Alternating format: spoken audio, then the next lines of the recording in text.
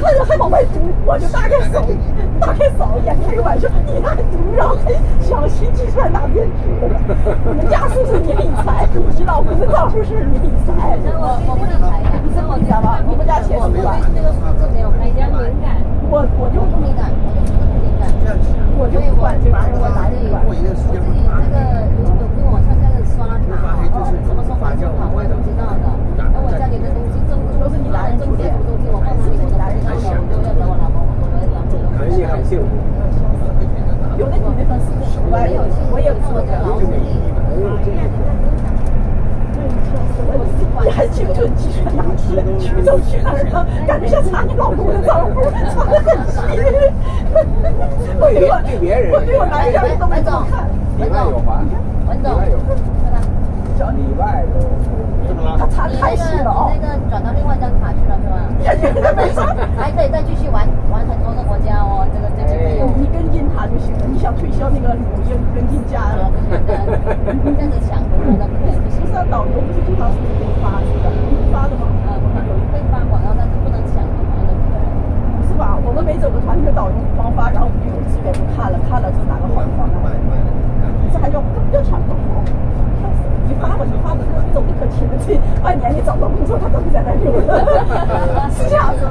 了解，我们都一样。什么时候才上班呢？这个很难讲，你这个就是老婆就说，你就是老婆这样差一个男人，你老婆压力也很大，你不用说实话。这刚下岗就会哪里能上班呢？你这个压力什么时候才上班？意思是他还能再去玩多少次？不是，我感觉你们做老板的，压力挺大，笑死了。特别现在的我老公是完全没压力的，他娶到我的话，他现在的技术不到也不到我哎，可现在这个迪拜团最近是跌了很多的价钱。那现在的变现，因为是便宜好多，跌很多，我知道。我们之前8800还没你这个那啥呢，还有也有船的，我一看加了个船呢。变成也是机票往返的机票费用。就光顾个机票费用。对。那酒店呢，相当于是阿联酋这没办法，现在为了让它运营，让流水走了，是吧？设在可以先做。这个已经够亏吗？我以为国家不低点了。那旅行社亏的，这个干嘛？亏的时候呢，让自己少亏一点。哦，这样子的。对。我知道之前的也是靠别人，但是说价钱是便宜好多。那就看我就我们那个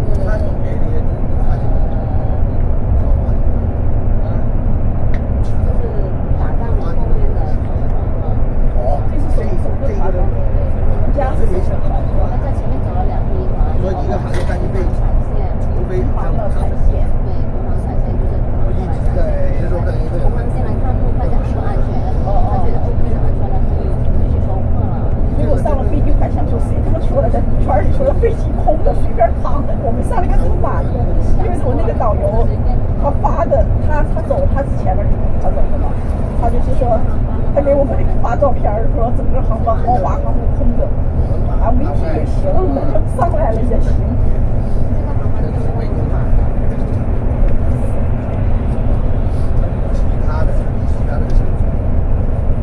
哎，他这个如果突然说不打了，然后伊朗会一下子马上发布起来。伊朗之前有，你们家有伊朗线路吗？之前？我们家没有伊朗，之前也没有的。之前10天其实也就1万块钱，没走后悔了。但现在打完仗不知道。现在的话，是啊，我看看战后什么样子。我只要说不打就行。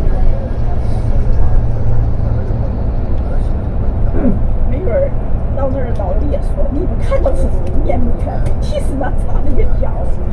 谁敢去伊朗？他如果说停战之后的，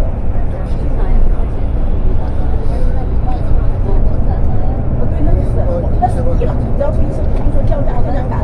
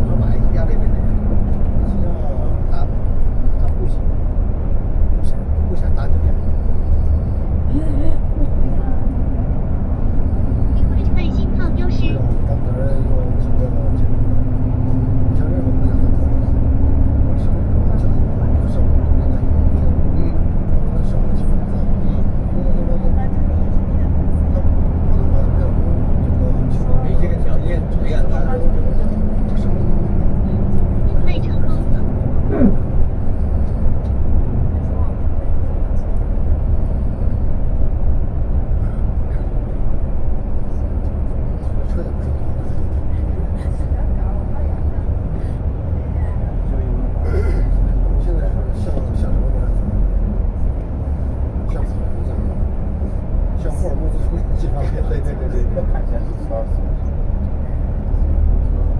离镇区可能有近。到礼拜中心，现在他在礼拜中心，没出礼拜，他可以出礼拜的时候跟他说，他必须要经过。就说我们阿布达比去这个嘛，他一个去那个叫什么？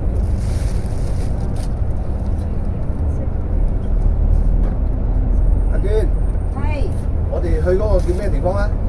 拉斯海馬，啊，拉斯海馬，不是往霍尔莫兹方向走啊？拉斯海马是不是在阿曼呢？阿联酋，啊？阿联酋是。阿聯酋啊，那有阿曼啊，我哋去嘅係屬喺近邊嘅地方，拉斯海馬，我知啊。拉斯海馬是不是往霍尔莫兹走啊？是沙加，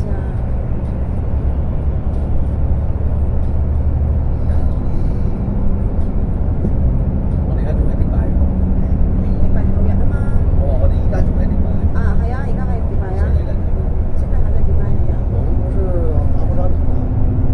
阿布扎比，我在那裡就是阿布扎比啊，好像今个礼拜去那个阿布扎比迪拜省、拉斯海姆省，它就相当于中国的一个省。它是7個首长国其中的一個拉斯海馬，就是说我们去拉斯海马要经过迪拜，對那我们昨天是另外一个地方，對。那这个有点安排不太合理。不，如果是这样的话，我们一样还是要去阿布扎比的。因为我们从迪拜过去的，从迪拜回的，一样你还是要南北的。南北，我们先去哪里？对呀、我现在是往先把阿布扎比走了。我现在往北方向是吧？你为什么东南西北不走？那是不是往霍尔莫兹走？往出看一下。差不多那个位置。那不是往北方向。反正我现在我现在拉斯海马的哪里？我也不知道拉萨马在哪里。他很喜欢本区，他也是会做饭，也是自己生活有给我找，我台湾、找被子，找塔斯曼、沙加、迪拜，这几个都是阿联酋。去打磨，你定位一下拉斯海马就行了。拉斯海马，海姆，你就打拉斯海马就可以了。知道啊，拉斯海马怎么形容的？那个拉那个。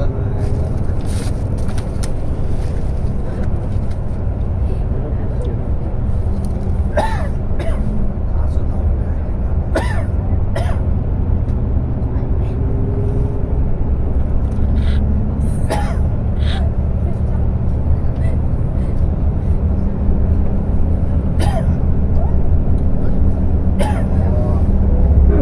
就是前面这个嘛，就是对，还有蛮远。还有马角，就是在这个前面了，慢慢的前面，就是这个位置，就是往北了，是吧？赫尔木兹很近了，越来越近。就是往霍尔莫兹方向。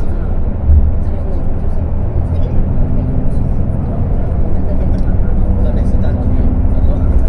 去战区。那很远的，那哪里远了？炮弹的话直接就过来。哎呦，这么大个国家，就打了一颗过来，打到你头上了，你买彩票吧？我不是打到我头上，我爸打到你头上。这个就是加沙了，就是罗宾国，加沙地区。我们应该是在这个，其实这里就3个国家了。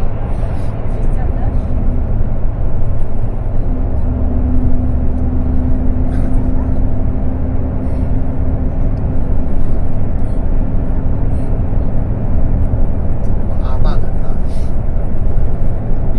就在隔壁。头前晕。我们也是一样的，拿走。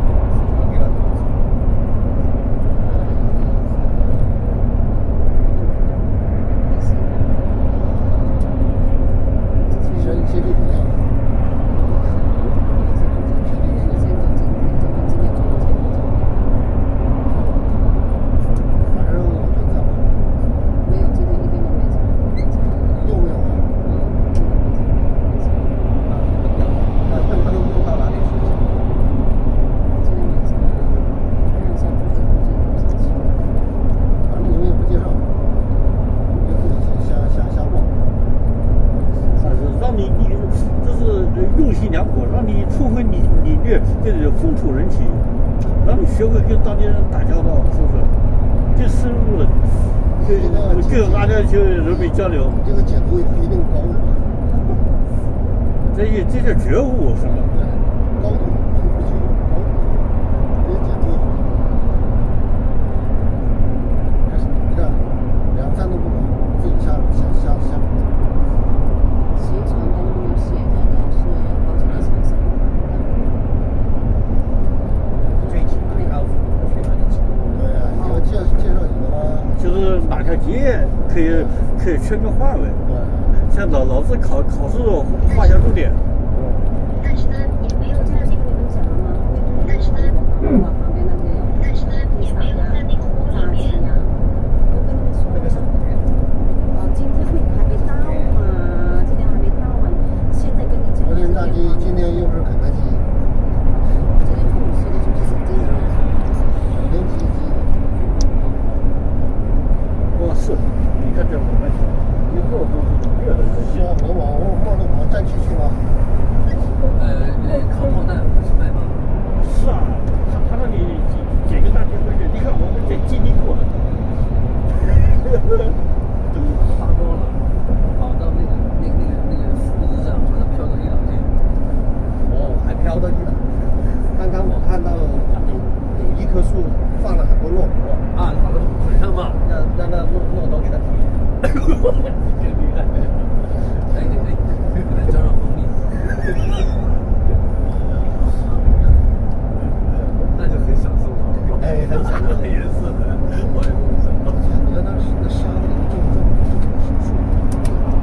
干脆这是野生的，这纯野生的。这就是纯野生的。圈的那个围板嘛。杨导，这是沙漠长的，这东西叫什么？说树还是什么？养了很多骆驼啊，让他们看的。那些骆驼就在树底下。先拍照。好。拍照去问。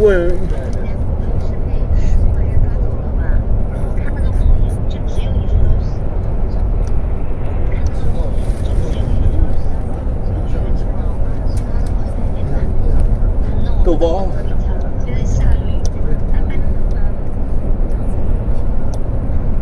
因为你这个门口24小时有粮食，你本来也是黑夜出来玩跑吃饱了，白天就可以全睡觉了，包括夜行的，一般白天出来都是因为饿了。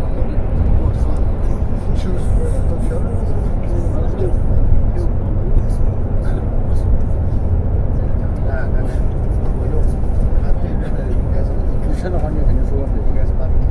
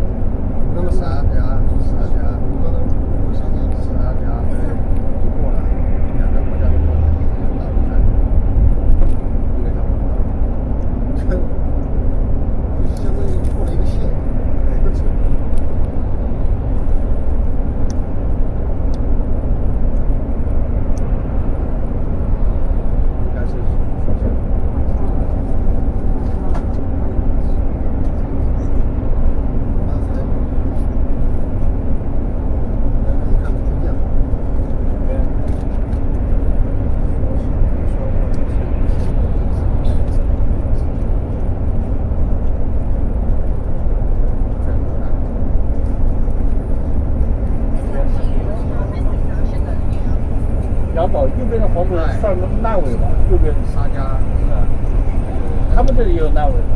没有。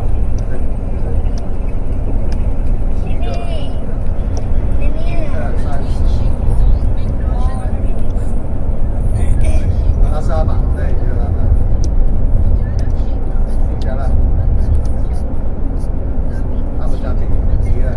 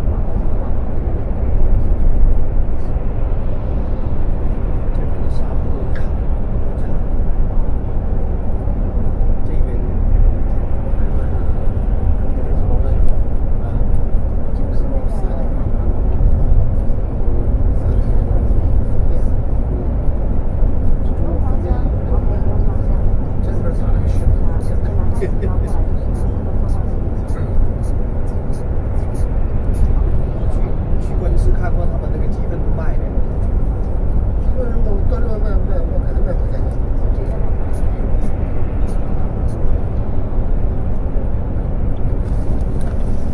你昨天换那个中国饭店叫什么？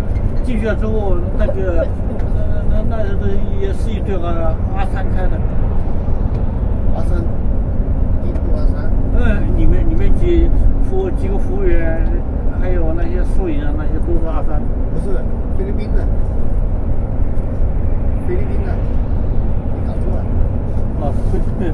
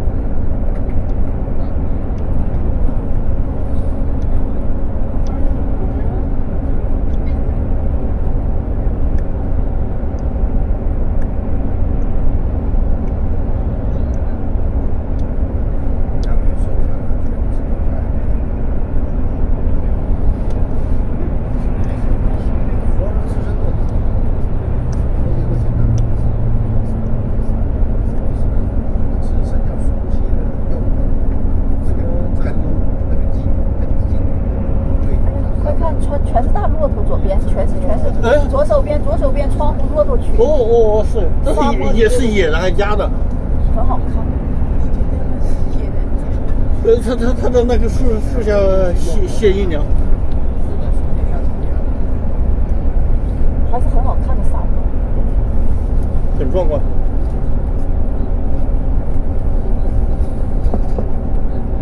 防水这个就是6、7方的，降低。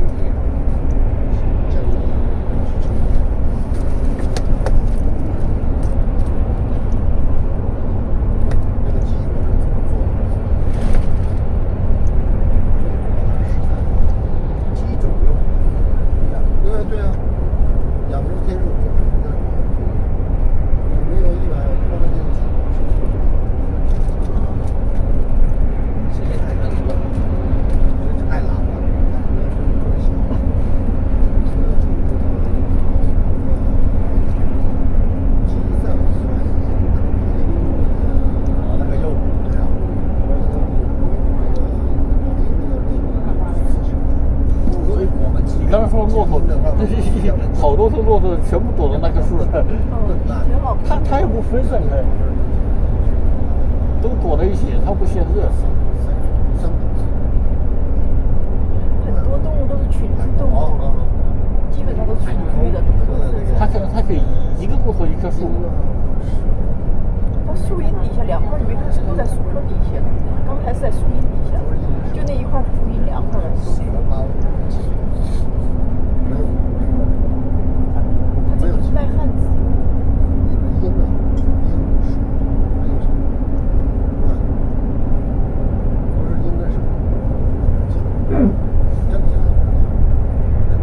这帮中国人实际上是橄榄是带的，它这是橄榄的，它这是出橄榄的，没有橄榄树，没有橄榄的，橄榄应该是伊拉克了。但是他不是说橄榄，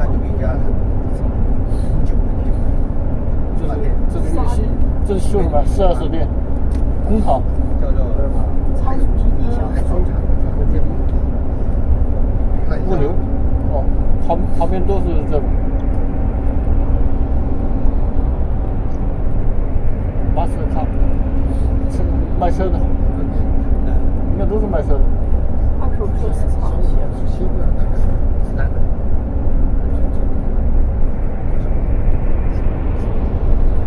在找，叫人找，打电话问他，他在过他的以前2遍。应对信号丢失。说起来，猫，蛇，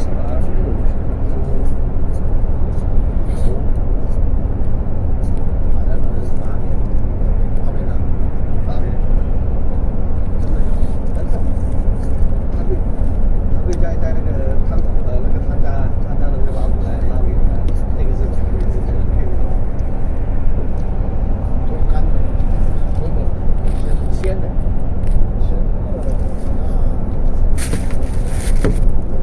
所以他要提前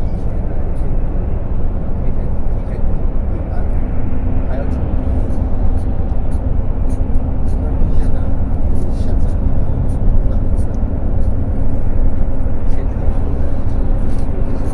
位成功。猪啊、牛啊那些常见的嘛，那个没有常见，常见的东西。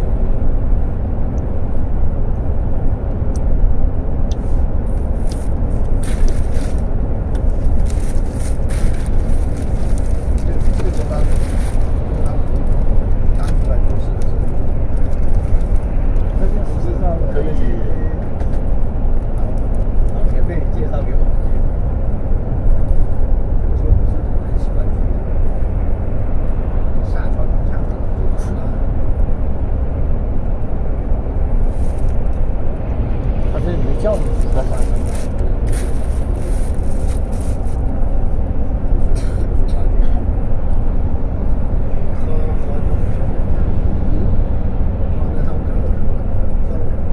喝了，我是没什么感觉，但是他们就说要上来，去先喝了，喝完再去。然后我有个同学他是被讲课说上，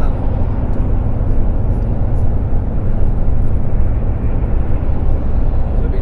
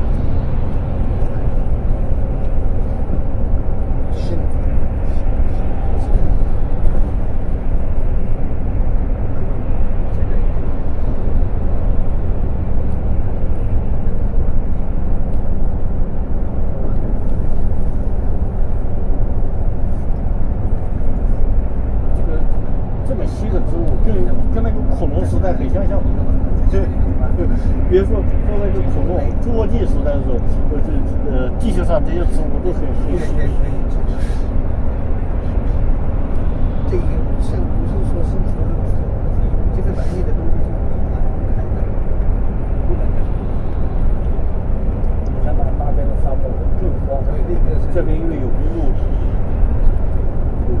光线可能稍微稀疏了一点。这个是一样的。鲜的，什么泡？不要。就你刚才说这边是重，你看那里面之前不是黄沙稀疏了，太疏了。要么有两种原因，要么第一个是这边靠海，偶尔下个雨来浇一下，要么就是他们因为这边有高速公路，这边有光线，他们到这边那个沙漠做的太厉害，有可能。但是针对现在给他补水的话，这个成本，我觉得阿联酋政府这边他能搞得起。这是高速公路这么远，这些都住，它下面有个水，它叫第一罐，是第一罐技术。因为那边咱们去看地图的话，这边离海嘛，这条公路离海太远。离海近的话，离海近的话，它水是能过来，就偶尔一个月下上小雨，这些它就能够死。一个水啊，一个土壤，没有说。这里长的这些，它本身就是干旱的。就像运了土啊，属于运土啊，改造过。它但是你再往前看，再往前走就不行了，往前走就，那就是那个翻车。就证明了人工的，那不用2天再往前换。还有一个就是这个公路左边还有一个是商业区，刚才看见有慢车。公路那边远一点的，看不见。不是看不见，是看阿联酋它也没有这个财力，没有太阳，现在外面是。哪里？这上面有写，这上面它是我是车内，是车内，车外是。我这个最后一点就稍微调了一下，第3-5公里外，这3-5公里外就全沙漠，原对人工了。这点，然后还有这些公路，这公路是简易公路，是加光线还是为了对望，这个不太清楚。这条公路应该是以前是拖得飞起的，这边应该还有这之前看海边应该有地下水。它的地下水是咸水，靠海边是咸水。以前他们有人说这边地下水，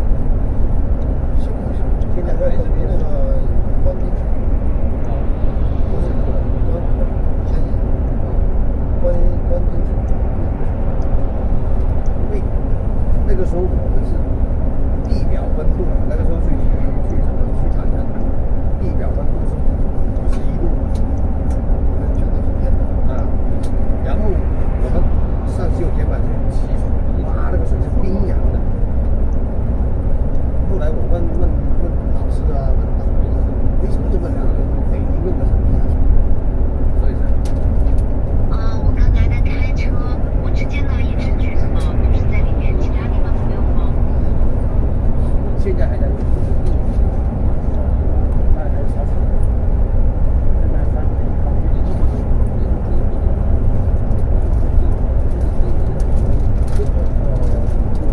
有电线，有，这一看就是地下电线，地下电线有可能有分光，有可能人工的，这种颜色跟那个我们现在我们现在跟那个西安，我们西安有什么商贸？它就像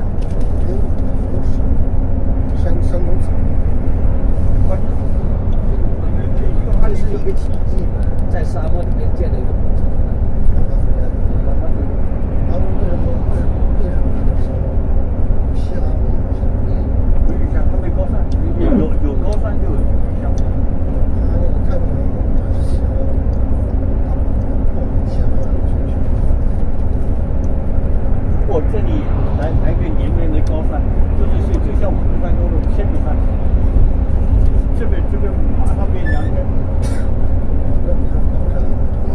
就是逻辑没问题。就是你那个云，那个云一过来，它直接一倒。小丘陵是那种，几条丘陵。它有千米，要千米。没有千米。像是那武陵山，武陵山有武陵山那么高，都能下来。你像澳大利亚为什么？澳大利亚它最高山是400米，400米的话它水汽跑不出。就是澳洲它整个大陆都是，它是全州都南。海边东海岸悉尼也是一年也下不了几个雨。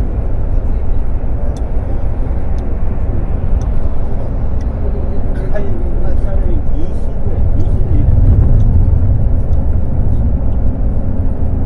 看到这里有人。你的报纸名字是的，像毛泽东那个带歪的，毛泽东那个带窑洞的没报，在延安的时候没报。因为它这里没山，它这个山只要能把水汽导进，这边马上就变。但是我也曾经考虑过，就是说在这边人工给它建个千里山，但是人工建千里山那成本，那天价。你那是什么？富裕工吧，反义工，愚公挖山你建山。但是怎么说呢？也就没有千米高的，在任何一个地区，只要没有千米高山，大地方不一定肯定是旱。找这个80米跟我谈一谈。他没那么想，没那么钱，他应该有钱的，有钱。愚公挖山，你说建山改变气候，这个如果真的实现的话，这个不亚于马斯克，非常伟大，是吧？把这个西藏，把这个喜马拉雅，是吧？把新疆沙漠变成绿洲。最近那个有个叫布吉公的时候，不是要把那个喜马拉雅挖个户口嘛？挖个户口，挖户口之后，就是那个程度，印度洋时期的不会，他是把那个气象学家也研究过，那个青藏高原的就是它寒气会把成都平原把它给降了，它会把成都平原给冷却下来。台湾成都平原是两个位置。你搞个大豁口，它那个冷空气就为了印度洋的暖湿气。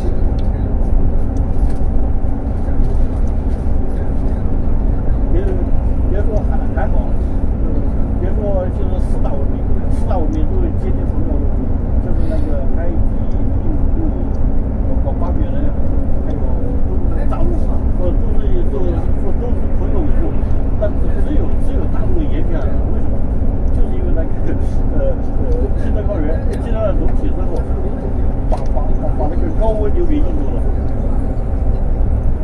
把高温留给印度，然后我们大陆这边相对一个那种温带的气候，这边喜马拉雅如果是中国的新疆啊、西北啊，都不挡。要自足，他是把那边挡住了，他至少可以把这个沿海那一段留下一个富庶的地方。定位信号丢失。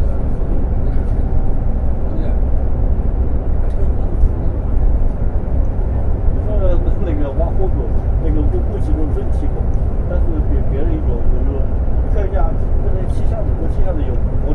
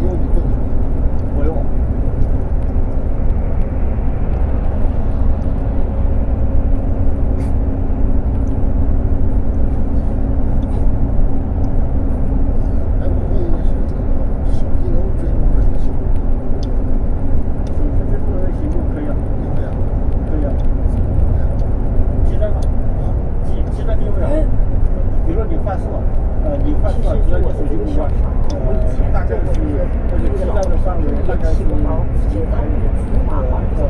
这么那个基站管它管很多人，就在那个基站范围。但是如果你这做的事比较范围比较大的话，这么多几百人在台上追你。我说手机能不能定位追踪一个人？可以啊，基站定位。基站定位，手机软件定位一个人。手机软件一般就是指的 GPS。手机它是什么原理 ？GPS 啊。GPS。比如说，你去了迪拜，以前不知道，但是通过定位知道去，这样做到。那个犹太人，那个以色列的，他们那个飞宝，那个叫什么飞宝软件，他们就干这个，它一般是两点，一个是它在你上面做一些手机系统录入，会给你植入一些录入，会把你的第一个 GPS 的信号，第二个就是你手机本身那个基站信号，会通过一些东西悄悄的发出去，它发出去之后，根据两个来交叉比对。你使用手机实际的基站，就我手机接，我说安装软件，我就能追踪一个人到哪里。可以。这跟基站没什么关系。手机原理是，比如我给你打电话，它要通过基站的通道，所以就是基站知道你，那个基站知道你到哪里。基站。就是你这个手机这个信号卡，我告诉你手机它怎么追踪你，第一个叫M1号，这些叫 M1I 是吧？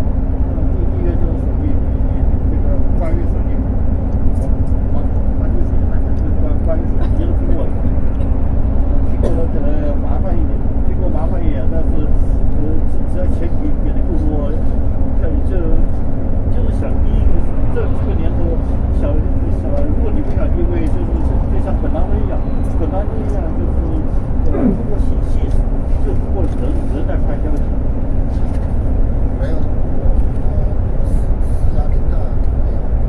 私家侦探现在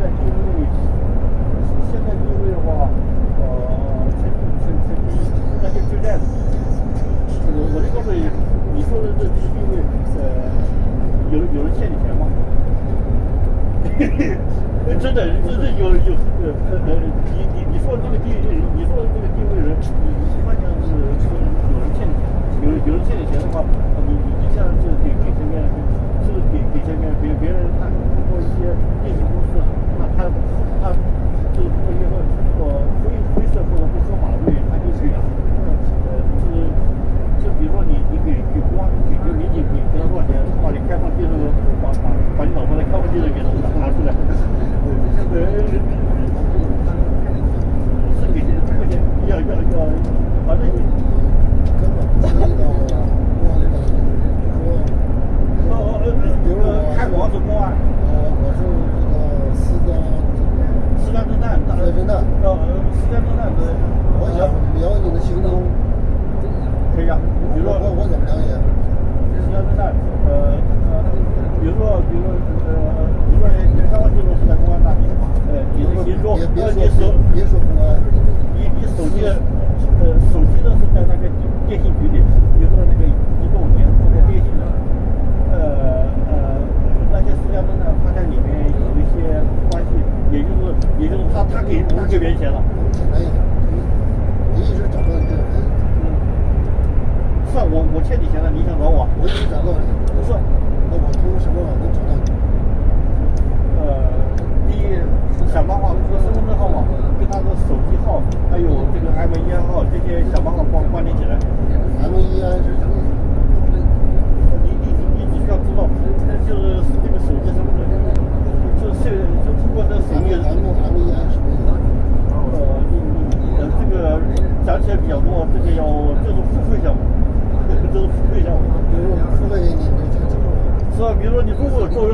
说实话，那我就讲详细一点。不然的话，现在我就告诉你，他说我手机这个东西，就想办法关闭起来，其中都要花钱，都要花钱，并且这些是非法的。我告诉你，这些花钱往哪花钱？第一个是公安的系统，第二个是电信局的系统，移动、联通、电信。第一个上车点我首先告诉你，你这么找人是非法的，然后他从这东西关闭起来之后，我就通过基站就知道你在哪个范围。我告诉你，就是我拿到消息就是一个小时，就是有人欠，当然就比如我欠你钱了，但是老不还，然后比如说有一次我突然回老家，有一次我突然回到老家，然后几个人下来帮我打电话，但是因为我后台比较硬，然后我就去拿我手机号去报关，报关之后就看一下我这个手机号最近有没有被人定位，然后因为我后台比较硬，然后就把那个到底是谁干的，把它给逮出来，这种逮出来之后一般是要经济结的，就是一般性是欠钱，这种找人一般是欠钱的，我就直接告诉你，这是什么情况？最常见就是欠钱。一般是欠钱的。一般就是追债的，追债的最多。他跟公安是。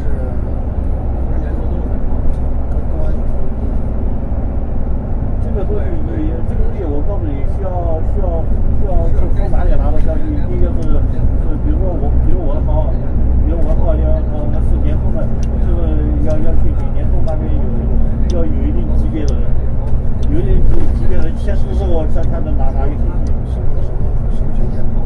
有一个级别，有一定级别，但是具体是哪个级别我就不太清楚。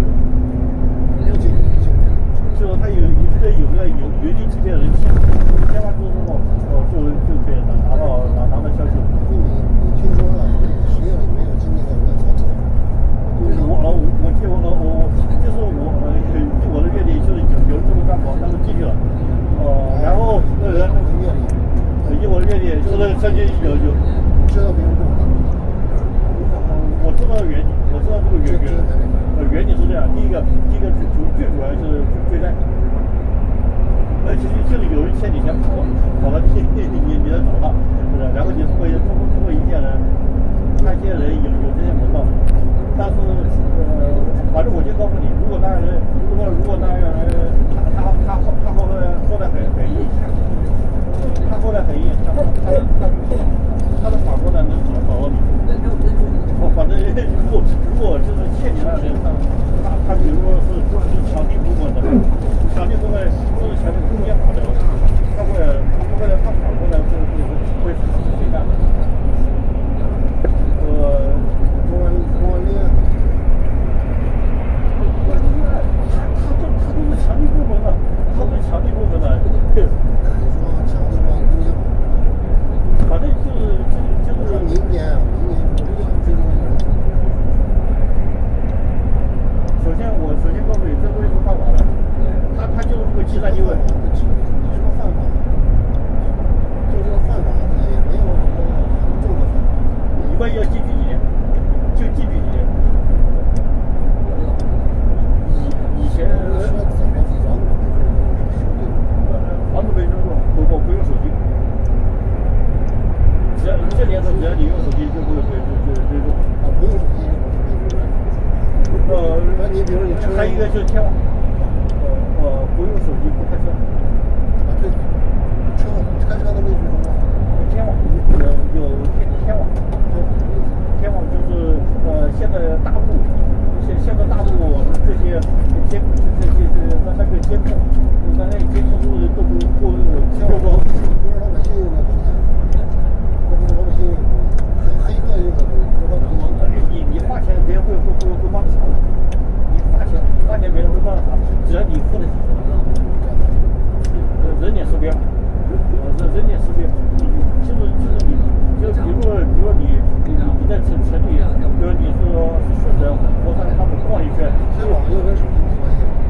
那关的系统没关系，那以色列那个搞伊朗以色列搞伊朗，第一个是手机，还有一个是那个交通流量的那个交通流量的那个监控。那就挺。一个类似天网队，好像环州电脑的就大陆帮他搞的，就华为上帮他搞。但是搞到那个系统，因为伊朗那边他们这个很多了，是伊朗他防到某一个环节，所以大陆帮他搞了一个环节，但是还有环节。伊朗的天网是帮他搞了一部分，但是伊朗的那个手机里面那个服务器，就是伊朗有可能某几个环节是大陆搞的，但是它没有整个体系是大陆搞的。如果是整个体系是大陆搞的，肯定是很安全的。像大陆现在把大家都管得很安全，管得很大家都很和谐。好像至少你不会上街砍人吧？没有那个天网，我也不知道。现在到城市了，我们进城了，快到了。一般进城快进城，以我的经验，我们应该要大约20分钟要到。经常吃了玩要钱的，要时间的。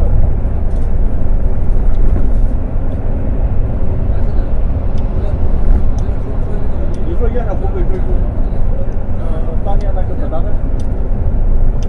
本来跑到那个巴基斯坦一个乡下躲起来，然后他躲的地方离那个镇上还有几十公里，然后就有次他跟别人约定，好像是比如说1月1号那一天，你把外面有什么消息传回来，然后有什么消息我有什么指令，你往外传，这样都被人找到了。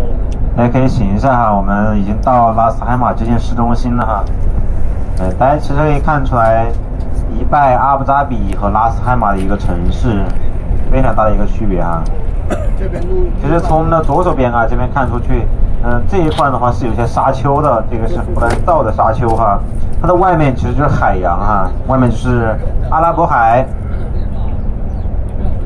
这个拉斯海马是几个酋长国当中哈，相对来说比较靠近霍尔木兹海峡的地方哈，只是相对来说哈，还要再往前去走到阿曼的一块飞地哈，那一块就是真正的霍尔木兹海峡，它是离这个霍尔木兹海峡比较近的一个区域。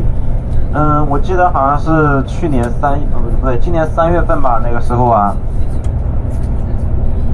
以色列那个伊朗是明确有说要轰炸这个拉斯海马的一个这个建筑啊，各方面都要去轰炸的。他还建议说拉斯海马的人都搬走啊，赶紧跑出去，就恐吓他们哈。那正好呢，在他说的那一天哈，我来到来到拉斯海马这边住一晚酒店哈，然后第二天早上起来的时候听到那个天上啊砰砰砰啊，闹钟没有把我叫醒我的是伊朗的导弹哈，就真的是这样的一个情况。那会儿跟大家聊这个问题的时候，大家会觉得还会有点恐慌哈。在最开始的时候，确实第一天、第二天的时候比较恐慌，到后面就已经习惯了哈。刚开始呢，你会觉得这个航空警报呢，就是对你生命的一个警报哈，一个安全的一个警报。到后面之后呢，过了3天之后，你就会觉得完全不是哈。这个航空警报分明就是你拍视频的序章，跟那个上课铃一样。这铃一拉响，好，赶紧去拍视频，导弹来了。刚开始是赶紧往屋里躲啊，后面是听到这个警报的声音，就赶紧往外跑去拍照哈，去拍录视频去了啊。就真的是这样子。可以看到这个霍尔木兹海峡啊，不是霍尔木兹海峡，这个是阿拉伯海啊，阿拉伯海。对，它就是这样一个状况。刚开始你确实很焦虑、很害怕，到后面你真的，它那个警报声音就是要告诉你躲在屋内不要出去。但那个时候我们已经反过来了，没有警报不出去哈，警报一来都跑出去拍照录视频去了，因为确实没有见过这个战争哈。那大家可以看出来哈，在这个地方并没有迪拜和阿布扎比有钱，对不对？因为它几乎没有什么石油资源啊，几乎没有石油资源。这个国家也是整个7个酋长国里面哈山最多的一个国家，纳斯海马哈。那山其实从右手边哈可以看出去，能够看到隐隐约看到一些海边的山哈。这山的话是光秃秃的，它是没有植被的，也是一种特别的一个风景啊。这边山最高有多高？那么高。这边有个最高山啊，贾巴尔高山，最高这个可以降到这个0度以下哈，1000多米，哎，1848哈。然后这个山呢，在去年还是前年哈，有一次下过一次雪哈，比较难得。纳斯海马的这个城市哈，也是没有什么太多的高楼大厦的哈，基本都是低矮的城区。但是哈，这个地方有一个特别，就是在2027年这个地方即将哈迎来他们的第一个赌场。